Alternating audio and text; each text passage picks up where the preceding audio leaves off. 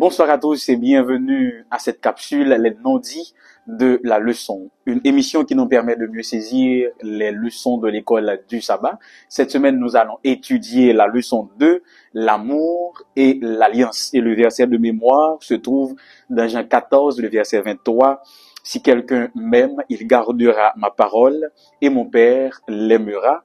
Nous viendrons à lui et nous ferons notre demeure chez lui.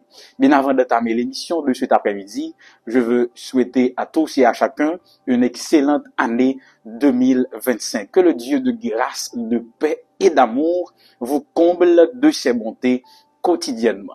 Que cette année soit indélébile, soit un témoignage pour vous et votre famille. Prions le Seigneur. Nous t'invitons, ô mon Père, à prendre place parmi nous, afin que tout soit dit pour ta gloire, pour notre salut, au nom de Jésus. Amen.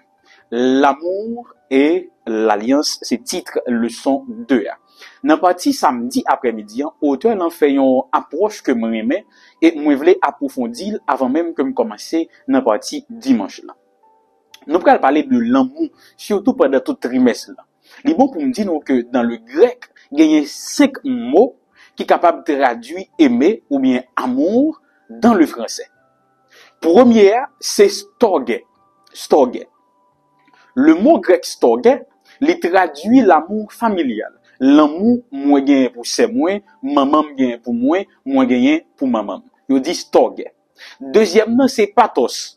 Yo souvent rencontré le kaiti mounio, mais il y a grand monde qui manifeste ça qu'on capable le béguin, c'est pour ça il dit son pathos, son amour pathologique. Donc c'est une folie qui passé. Troisième mot, c'est éros. Nous connaissons ça. L'érotisme, c'est un amour charnel ou encore qui est basé sur des désirs sexuels.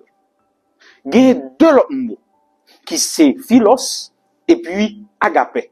Philos lui-même il traduit l'idée d'un amour amical, tandis que agapé, souvent de fois, nous associons à l'amour divin. Maintenant, nous allons chita sur deux derniers mots, agapé avec philos, pour nous comprendre est-ce que nous souvent mieux saisir, est-ce que effectivement notre compréhension de ces deux termes est exacte. On nous commence. Premier mot que nous avons touché, c'est agapé, qui est un verbe dans le grec qui c'est agapao. Agapao ou bien agapé, auditeur et internaute, les traduit en l'amour qui est inconditionnel et sacrificiel. Les utiliser mot ça, les traduit en l'amour qui profond, désintéressé, inconditionnel et en pile fois, les traduit l'amour divin. Entendez? En pile fois, pas toujours. Je continue. Son amour qui cherchait bien l'autre là, indépendamment des émotions ou des mérites de la personne aimée. Ça veut dire ou continuer à aimer moun nan, même si moun n'a pas mérité. Gagner trois caractéristiques que agapé ou bien agapao li gagner en dans grec là. Premièrement, li traduit l'amour qui volontaire.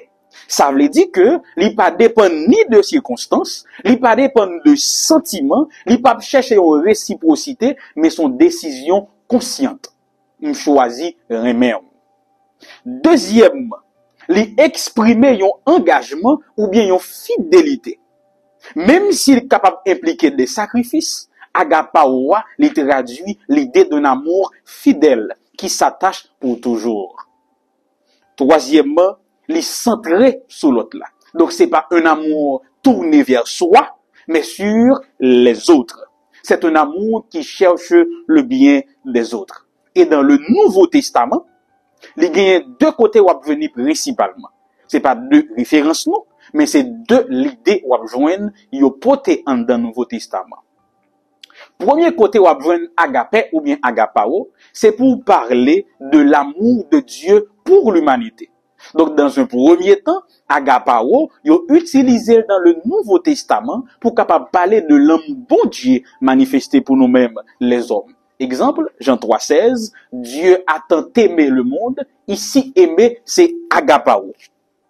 Donc, c'est l'amour qui est universel, inconditionnel, désintéressé. Deuxième côté, où on venir principalement, c'est pour un commandement que bon Dieu, ou encore Jésus, bah, disciples, pour capable aimer bon Dieu et aimer monde qui va côté yo. Ma bon exemple, Matthieu 22, verset 37, tu aimeras le Seigneur, ton Dieu, de tout ton cœur, etc. Ici, le verbe aimer, c'est encore agapao. Donc, agapao, c'est un l'amour total, exclusif pour Dieu. Maintenant, deuxième mot, qui c'est philéo ou bien philos. Il traduit l'amour fraternel et affectueux. Je vais expliquer. Contrairement avec agapao, faut me dire non que c'est deux mots qui ont certaines nuances qui différencient. Philos lui-même, il a l'amour qui peut être plus chalet et qui est plus fraternel. Bamba ou deux caractéristiques philos rapidement. Premièrement, c'est un amour basé sur l'affection et les émotions. Lui-même, les chita sous réciprocité et les exprimer une sorte d'amitié ou une relation proche. Tandis que, agapao pas besoin de réciprocité. Deuxième bagaille, lui demander une certaine connivence ou encore une sorte de communion. Donc, pour lui-même, il n'est pas obligé et conditionnel. Ah, l'amour agapé, il est inconditionnel, tandis que philos, pas toujours inconditionnel. Est-ce que nous comprenons? Maintenant, comment nous sommes capables de joindre ces deux? Agapao d'un côté, nous lier à l'amour divin, comment Dieu nous aime, comment nous devons aimer Dieu, et ou capable d'aimer moun avec agapao, d'un amour désintéressé et inconditionnel, c'est aimer inconditionnellement ou sans retour. Et philos lui-même, il traduit l'amour que nous devons porter pour nos frères et sœurs à l'intérieur de l'Église. Bon, me font-ils résumer rapidement. En tant que chrétien, l'amour bon Dieu pour moi, c'est agapé. L'amour doit bien pour bon Dieu, c'est agapé. Nous devons aimer comme Dieu nous aime. Philos, c'est la façon dont je t'aime, dont je vous aime tous. L'amour que moi manifesté pour vous, pour moi, etc. Vous avez compris. Quand il y a un nous rentrer en dedans partie dimanche là. Partie dimanche là, c'est l'amour éternel de Dieu. Les chitakoli, dans un premier temps, sous deux textes. Psaume 33, verset 5, et le psaume 145, verset 9. Moi, invitez-nous lio pendant que n'a écouté émission ça, parce que explication bral bailan, on a besoin de lire pour comprendre. D'un coup, le psaume 33, verset 5, il est dit, il aime la justice et la droiture, la bonté de l'Éternel remplit la terre. Au psaume 145, verset 9, nous lisons, l'Éternel est bon envers tous, et ses compassions s'étendent sur toutes ses œuvres.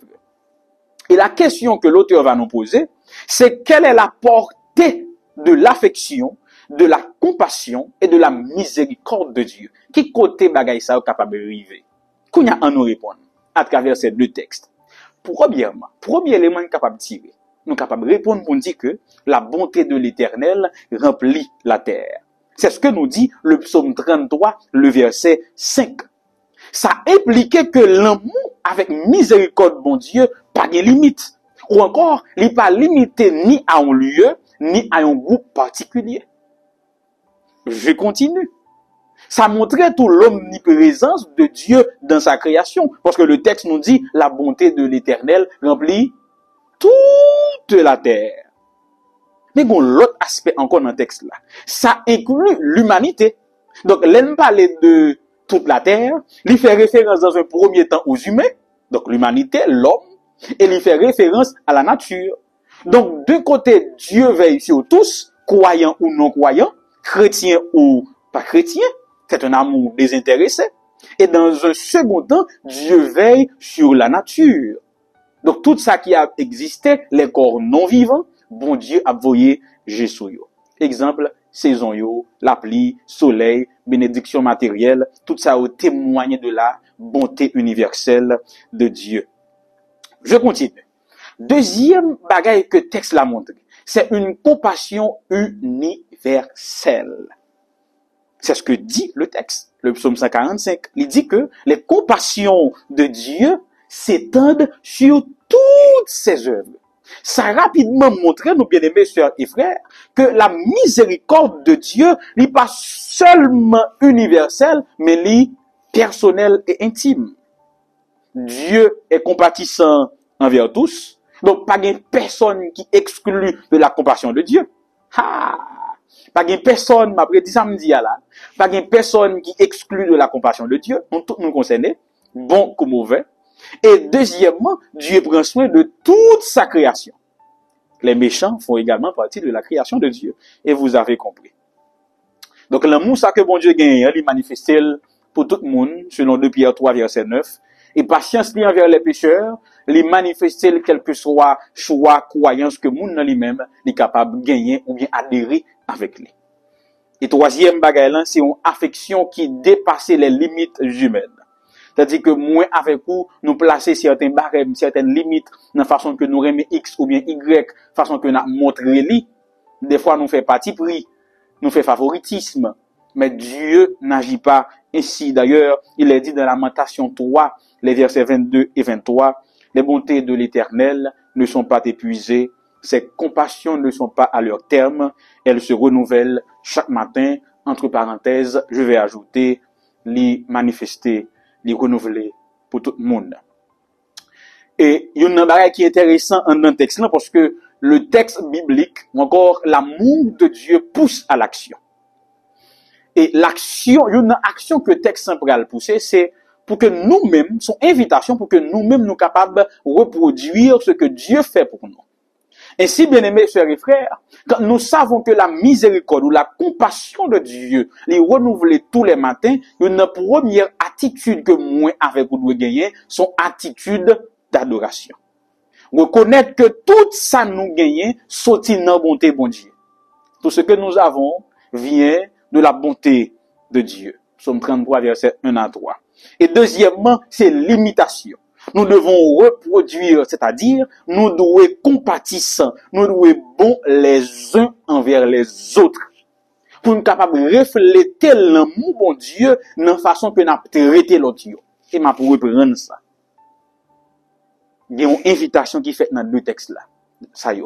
Premièrement, nous devons adorer bon Dieu. Reconnaître que tout ça nous gagne, sorti dans la bonté bon Dieu. Deuxièmement, imiter Dieu. Nous devons bon et compatissants.